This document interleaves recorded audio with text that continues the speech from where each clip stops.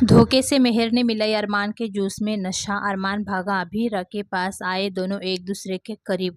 अभीरा के मुंह से 8 साल पुराना सच सुनकर अरमान को लगा बहुत बड़ा झटका। अरमान अभीरा से माफ़ी मांगी, लेगा बहुत बड़ा फैसला विद्या को लेकर के। जी हाँ दोस्तों, सीरियल ये रिश्ता क्या कहलाता है में आएगा एक ज़बरदस्त ट्रैक। आने वाले अपकमिंग एपिसोड बहुत ज़्यादा इंटरेस्टिंग और बहुत ज़्यादा धमाकेदार होने वाला है। आने वाले अपकमिंग स्टोरी में आप सभी देखेंगे बेहद ही इंटरेस्टिंग ट्विस्ट देखने को मिलने वाला है, जहां पर आप सभी देखेंगे कहानी में एक नया मोड़ आ चुका है।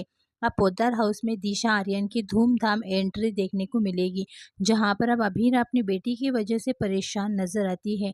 और इसी बीच अभीरा ढूंढने के लिए निकल जाती है और घर से और आती है, तभी विद्या गुस्से में आकर के अभीरा का सामान फेंक देती है अभीरा के मुंह पर और कहती है कि अब दादी सा पूरी तरह से अच्छी हो गई है, इसीलिए तुम इस घर से बेदखल हो जाओ। लेकिन अभीरा जैसे ही निकलती है तभी व्हील चेयर पर से ज़मीन पर गिर जाती है दादी सा। ये देखकर अभीरा भागकर दादी सा के पास आती है और अभीरा सारा सच उगलने वाली है। जी हाँ दोस्तों, आपको बता दें, दरअसल जिस तरह से मायरा अरमान को अपने आप से दूर कर दी है, अपने से अलग कर दी है, ये चीज़ अरमान से बर्दाश्त नहीं होता है। अरमान पूरी तरह से टूट जाता है मायरा की ये हालत देख के, और उसे फ्लैशबैक याद आता है, यानी कि उसे याद आता है, उसे सपना आता है कि उसकी मायरा उससे दूर जा रही है, पूरी तरह से टूटकर बिखर रहा होता है। जहां पर दादी साथ तान्या और परिवार वाले मिलकर एक बड़ा कदम उठाते हैं कि कुछ भी हो जाए, लेकिन इस बार आर्यन की संगीत में इन दोनों अबीर अरमान को एक करके रहेंगे। और जैसे ही मायरा भी कुछ सरप्राइज गिफ्ट अरमान को कहती है कि ये गिफ्ट आर्यन चाचू के संगीत में ही मिलेगा, और अबीरा चुपके से सुन लेती है। और दूसरे दिन जैसे ही अबीरा तैयार होकर संगीत में पहुंचती है, उसे देखकर अरमान पिघल जाता है।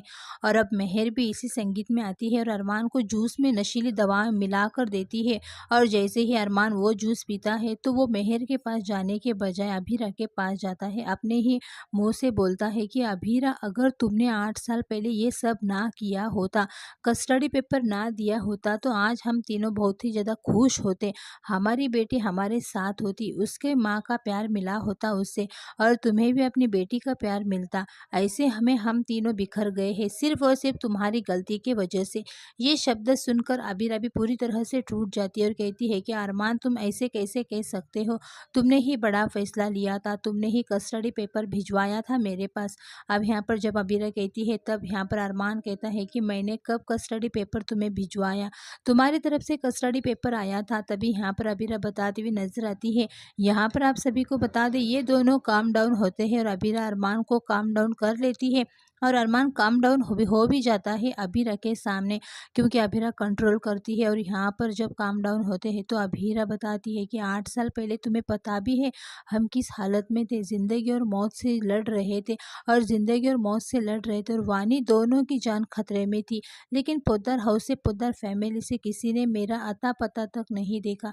पूरे 1 हफ्ते तक हम बेहोश थे, लेकिन किसी ने हमारी हाल चाल तक नहीं लिया। और जब होश आया तो मुझे याद आया कि मेरी मंकी का पेपर है और मेरी मंकी का एग्ज़ाम है।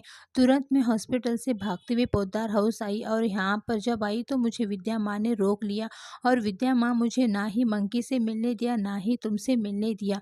मैंने हक भी जताया, लेकिन वहाँ पर मुझे फिर से बेहोश हो गई, क्योंकि मुझे फिर से अटैक आ गया था। उसी टाइम मुझे आराम करने के लिए डॉक्टर ने बोला था, लेकिन मैं उसी टाइम चली आई थी। और जब मैं बेहोश हो गई तो मुझे जब होश आया तो मैं फिर से हॉस्पिटल में मिली, और हॉस्पिटल में कस्टडी पेपर के साथ मिली। और विद्या माँ ने साफ साफ बोला था, अरमान और मायरा तुमसे कोई रिश्ता नहीं रखना चाहते हैं, जिसकी वजह से मैंने कस्टडी पेपर साइन करके भेजे थे। पहले मैंने कस्टडी पेपर नहीं भिजवाया था। अब यहाँ पर ये सच सुनकर अरमान को बहुत ही बड़ा झटका लगने वाला है। फिलहाल दोस्तों, आप लोग कितने ज़्यादा एक्साइटेड हैं आने वाले अपकमिंग एपिसोड देखने के लिए? अपनी राय कमेंट करके ज़रूर बताना।